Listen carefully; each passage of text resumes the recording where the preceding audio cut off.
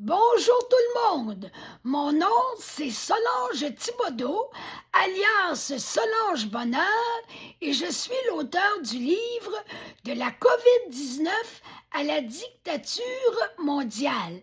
Hier, je vous laissais en vous parlant d'une vidéo où il est question de gens qui sont morts subitement après avoir pris l'injection COVID.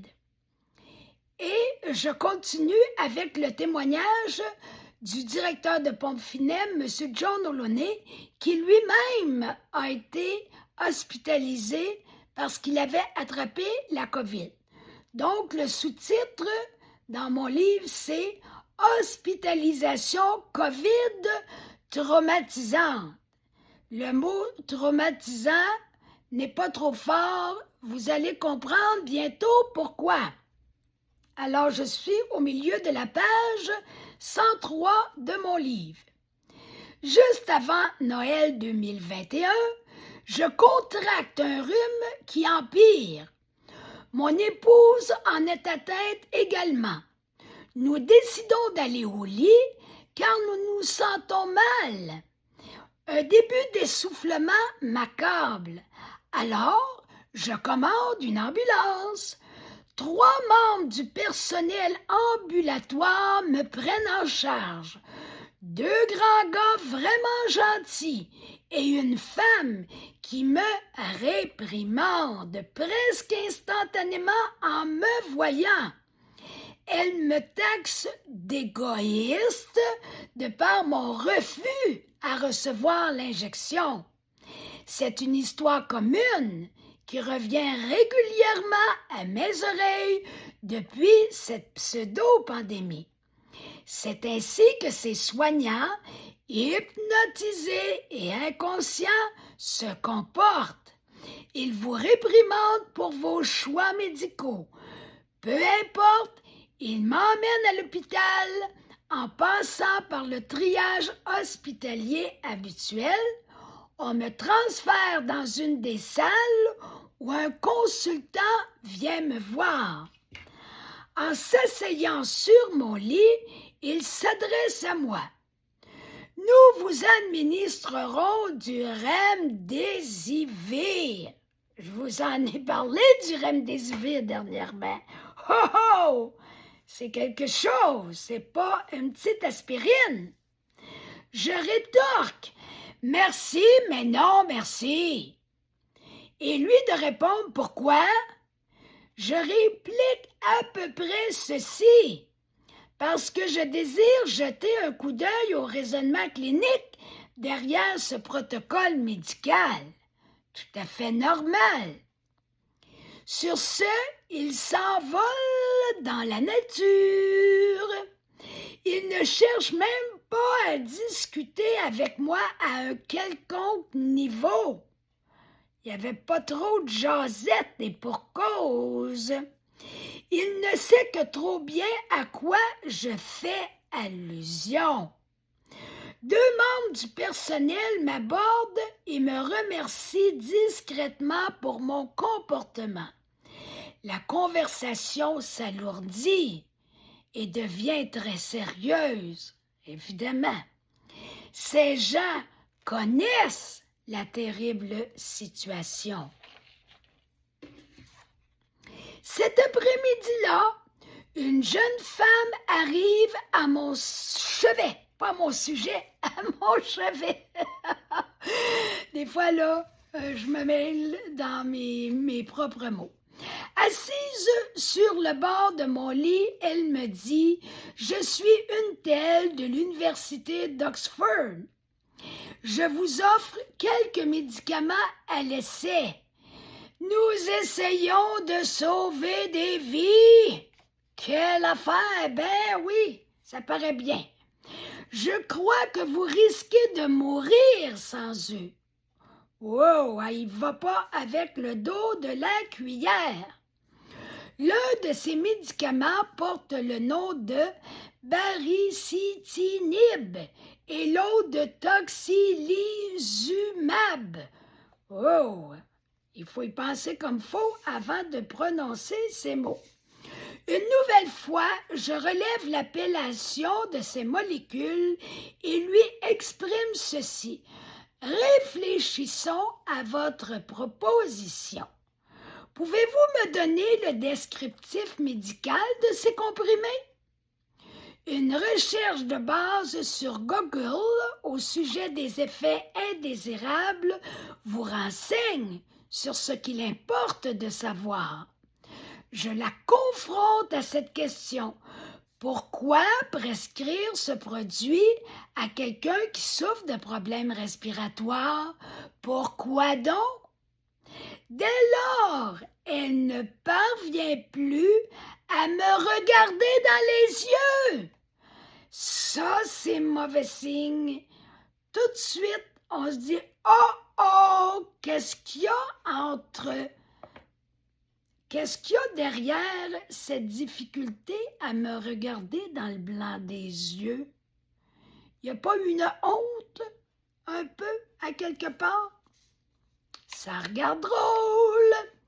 Elle pose son regard partout, sauf sur moi. C'est pas normal. Comme un enfant surpris en flagrant délit, la main dans le sac de bonbons. Elle quitte mon lit avec pour seule réflexion « Je reviendrai demain alors ».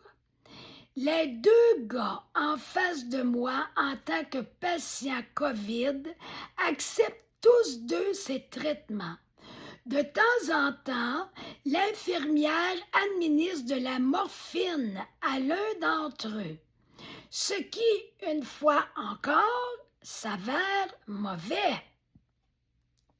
Je n'exerce pas la profession de médecin, mais de thanatologue.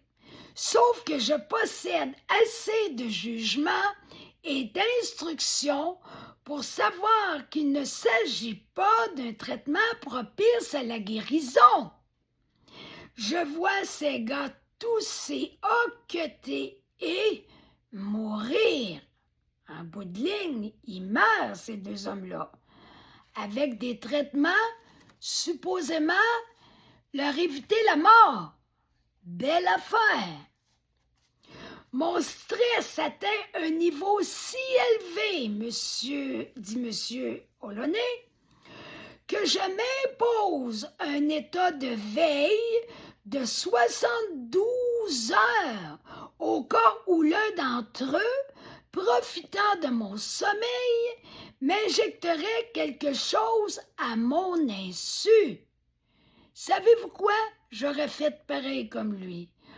Les gens, surtout dans le milieu médical, ont eu tellement le cerveau lavé qu'ils sont prêts à ne pas respecter ceux qui ne veulent pas se faire injecter, ceux qui ne veulent pas se faire soigner selon les consignes du gouvernement, comme si le gouvernement avait raison d'une manière absolue sans qu'il y ait le moindre doute qu'il puisse faire erreur.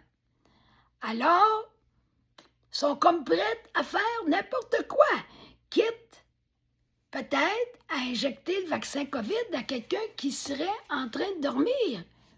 Tout est possible. On a vu des choses tellement terribles, horribles dans cette crise COVID qu'on peut s'imaginer à peu près n'importe quoi. En fait, il n'y a pas de chance à prendre. J'en conclus donc que je dois quitter cet hôpital. Connaissant mon identité d'entrepreneur de pompe funèbre, on me propose 3 des médicaments les plus toxiques. On me tient sous antibiotiques et stéroïdes pendant quelques jours. C'est bien certain que lui connaissait beaucoup de choses et donc il était susceptible de dénoncer toutes ces corruptions. Donc, s'il pouvait y faire une petite passe, ça aurait déjà été un élément de trouble, de disparu. Vous comprenez ce que je veux dire? Finalement, je récupère suffisamment pour tenter de sortir. S'ensuivra une bataille verbale de 3 heures. On s'entête, on comprend que c'est de l'entêtement après 3 heures, là, à ne pas me laisser partir. On fait même appel à la sécurité de l'hôpital, comme si c'était un délinquant, un bandit, je sais pas quoi.